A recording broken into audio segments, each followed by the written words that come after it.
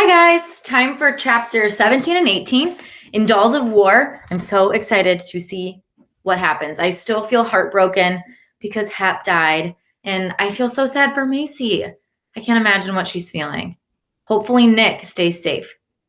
Chapter 17. As she ran down the street, Macy heard Mr. Amos shouting. He was making one of his speeches, all right. Papa called him inflammatory. He sounded now as if his words could light a bonfire all by themselves. As she came closer to the courthouse, she saw the bonfire that people were building in the street, mostly of sticks and firewood, but with at least 2 kitchen chairs thrown in. She had hoped the rain would put out their fire. Instead, it had stopped, letting sunlight touch the heap of wood. Mr. Amos's voice became clearer. We all know the Japs will come. We've heard it on the news. They're coming all right. They're coming here with bombs and guns. Macy caught herself glancing up at the sky and mentally pinched her arm. She had to keep her mind on what she knew was true. Miss Tokyo needed her. Where was the doll? She glanced past the bonfire and saw Miss Tokyo lying in the grass beside the sidewalk, her legs sticking out of her kimono. She didn't look graceful now. She looked abandoned. For a moment, Macy wondered if she could sneak over, grab the doll, and run. She pushed the thought aside. Even if she got away with Miss Tokyo, she would just be putting the problem off for a little while. We all know the Jap farmers came here and planted their farms to point to airports, Mr. Amos shouted. We know the Japs on the coast arranged their fishing boats around our harbors, watching which ships came in. Before we shipped them off to internment camps, they reported those ships to their bosses. Macy had heard those rumors on the radio. Papa said they were foolish and just excuses for sending people like Betsy's family away to camps ringed with barbed wire. What about that big doll? Someone shouted. A woman answered. Macy recognized Mr. Amos's wife. She echoed his warning from the museum. She probably has a secret radio inside. She's probably broadcasting to Japan right now. Cut the Jap doll open, a man yelled. Let's see what's inside, another called. Feeling desperate, Macy looked from one to another.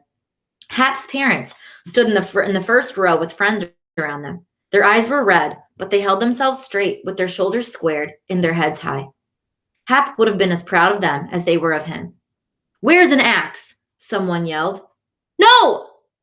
Macy's loud shout startled even herself, but she got attention. Several people turned to look. She walked right up to Mr. Amos. Why are you doing this? For Hap? You bet it's for Hap, Mr. Amos said loudly. That brave boy gave his life to keep us safe from the Japs, and from Mussolini's thugs, and from Adolf Hitler's goose steppers. That doesn't have anything to do with Miss Tokyo, Macy yelled back. Go on home, little girl, someone called from the crowd. That doll's going to burn for what the Japs did to our boy. Hap didn't want her to burn, Macy shouted back. He didn't want anything bad to happen to her. Shut your mouth, girl, Mrs. Morris called from across the bonfire. Nobody wants to listen to a kid. Will you listen to Hap? Macy held up the valentine she had never shared with anyone. The valentine was private, but she didn't care if they thought she was silly to love Hap when she was only 11. What they thought of her didn't matter anymore. Hap gave this to me for Valentine's Day when he was home on leave. This is what he wrote inside. Hap's writing was kind of scrawled, but she knew the words by heart. She read them in her loudest voice to reach even the people at the back of the crowd. Happy Valentine's Day to a brave girl. She paused to look around the crowd, making sure they were listening to Hap's words, then brought her attention back to the card. He wrote, I'm counting on you to win the fight at home and take good care of Miss Tokyo for me. She held up the card. See, he drew a Valentine heart and signed his name inside. Mrs. Davis looked as if she were fighting tears. Macy felt sorry to make Hap's mother even sadder, but maybe they were memory tears, and she'd feel better for letting them out. Mr. Broward came toward her. Let's take a look at that. It was hard to let the card out of her hand. The Christmas card and the Valentine were all she had of Hap. What if they put it into the fire? She won't show it, a woman shouted. She wrote it herself. Mr. Davis left his wife to come toward Macy. We know our son's writing. Let me have a look. She wanted to tell him how sorry she was about Hap, but it didn't feel like the right time. In silence, she handed the card to Hap's father. He read to himself, his lips moving as if he murmured the words so low no one could hear him. Then he walked back to his wife and offered the card to her. Tears spilled from her eyes and ran down her cheeks, but she reached out a trembling hand. She took the card, glanced at it, and pressed it against her chest. It's Hap. My boy wrote this. He wanted to save the doll. Others asked to see the card. Mr. Davis took it gently from his wife and handed it around a circle of doubtful people. I promised I'd look after her, Macy said. I promised, Hap. No one was paying attention to her. They were all looking at the Valentine or talking with Hap's parents. Then, Hap's mother said in a voice that trembled but stayed firm enough to be heard. Hap was fascinated by the doll's accessories. I'd forgotten. He was only 6 the first time he saw them. He came home and talked for days about all the little furniture and the silk lampshades made by real silkworms way off in Japan. I guess he never forgot about that big doll. Hap's father spoke in a no-argument voice. We won't be burning that doll. We won't go against one of our boy's last wishes. Mrs. Davis left the people around her and came to Macy, holding out both hands. Gently, she took Macy's hands in hers. Tears made her eyes shiny and her cheeks wet, but she smiled. Thank you. You've returned a memory I'd forgotten. We both had, when every memory we have of him is precious. Macy saw that people were leaving, walking toward their homes. Some of them looked as if they'd been sleepwalking and were surprised to find themselves out in the street. Macy lifted Miss Tokyo, hoisting her high on one hip. I'm taking her home now. Go on then, Mr. Amos said in a gruff voice that might have been disappointed. But keep her out of sight, you hear? Miss Tokyo was heavier than Macy remembered. 6 long blocks home stretched out forever. As she walked, the doll slipped on her hip. She hoisted her again and then again. Finally, she sat on the curb to rest. I don't care how much you weigh, she told the doll, her voice fierce. I'll keep you safe. I don't care if my arms fall off. Stumbling to her feet, she tried to lift Miss Tokyo to her hip again. From behind her, Christopher Adams said, Want me to carry her for you? Should she trust him? What if he meant to throw the doll into the street? She took a step toward home. Again, the doll slipped on her hip. Christopher caught Miss Tokyo before she could hit the sidewalk. Deciding to risk trusting him, Macy let him lift the doll from her. She would simply walk close enough to snatch her back if he tried anything. That was chapter 17. I can't believe that she got everyone to stop wanting to burn Miss Tokyo. That was great thinking on her part. Chapter 18. As they walked along the street, Macy realized that Christopher was risking teasing or worse from his friends.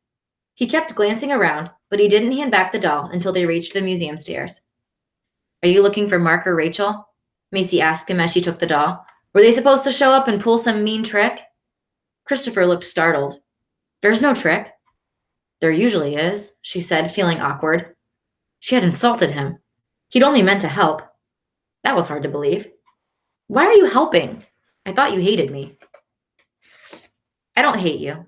He started to turn away, then swung back. Remember when the Japanese were sent away on the train? Of course I remember. I went down to the station to wave goodbye to Betsy. I know. I saw you. You did? I didn't see you. I went with my dad. Christopher kicked one shoe against the bottom step. He wanted to make sure the Japanese left. I was throwing dirt at the train. I ran after it all the way to the station. I was at the station. I know. He stared at his shoes for a moment, then raised his head. Betsy was looking through the train window, crying. Then her face turned bright and happy with a smile. When I looked at the station to see why, I saw you there waving, showing her she still had a friend. She did. Macy remembered the dirt clods smeared on the train cars. For a moment, anger rushed through her. Christopher threw those at Betsy. I dropped the dirt clod I was holding. He said, not looking at her. I felt like a creep. You showed me what friendship is. And you reminded me that Uncle Ray bought strawberries from the Yoshima's farm. He didn't hate them. And they weren't the ones who bombed Pearl Harbor. Macy's anger vanished. She didn't know what to say. She should thank him for carrying Miss Tokyo home. But before she could find the words, his cheeks flushed red. You should put the doll out of sight, he said, and ran off as if he couldn't get away fast enough. Boys, Macy said softly to Miss Tokyo. Sometimes they don't make much sense. Most of the time, Miss Tokyo agreed in her high pretend voice. Macy hugged her. Christopher had been kind, and the doll was safe from the bonfire. That was what mattered. Papa would be proud to learn she had saved the doll for the museum. As she came through the Stanby's big doors with the doll, Papa looked up from his desk, then sprang to his feet. I thought you were in the house. Did you follow those men? How did you get the doll? I saved her, Macy said. She expected praise, but Papa came around the desk looking angry instead of proud. You might have been hurt. Those men. People are too angry to think straight. Don't you realize that? You heard them. They'll be coming after her again, and they'll be even madder. You don't understand. Hap gave me a Valentine when he was home on leave. He wrote inside that I should take care of Miss Tokyo. He was just being friendly. He sure didn't mean for you to go chasing after angry people bent on burning her. They were going to burn her because of Hap, Papa. I let them read his note in the Valentine. When they saw he didn't want them to hurt her, they let me bring her home. Some of the fear left Papa's face, but he glanced at the doors as if expecting a crowd to burst through, demanding Miss Tokyo. They're not thinking straight, he said again. They'll come after her. They've wanted to burn her for a long time. Hap was an excuse. If they can't use his death, they'll find another reason. No, Papa. Hap's mother thanked me, and his father said they wouldn't hurt the doll because Hap didn't want them to. Papa's mouth was pressed tight and white around the edges. Mama knew he was thinking about what she'd said, but he was still worried for her and for the doll and maybe for the Stanby. Maybe he was remembering the threat to burn down the museum. This finishes it, he said. The doll's going into storage, right now. Macy held the door closer. No, Papa. Hiding Miss Tokyo is like agreeing with these men. They're saying all the Japanese are evil. Doesn't that mean Mama's love for the people she knew was a lie? A startled look crossed her father's face. There's a lot of your mother in you. He lifted Miss Tokyo from Macy and studied her critically. After today's treatment, it's a wonder she still looks as nice as she does. His face set with decision. We'll display her in the ballroom where your mother wanted her. The Burn the Doll gang scattered the accessories. Come along and straighten them. As he carried the doll toward her stand, Macy followed, her heart filling with pleasure. Papa thought she was like Mama, and he had loved Mama more than anything. Maybe something good had come from today's scary bonfire after all. In the ballroom, she located the scattered tea sets and other accessories the men had knocked aside. When she picked up a tiny lamp with a silk shade, she paused. In her mind, she imagined Hap as a 6-year-old boy, fascinated by a shade of silk made by worms in faraway Japan.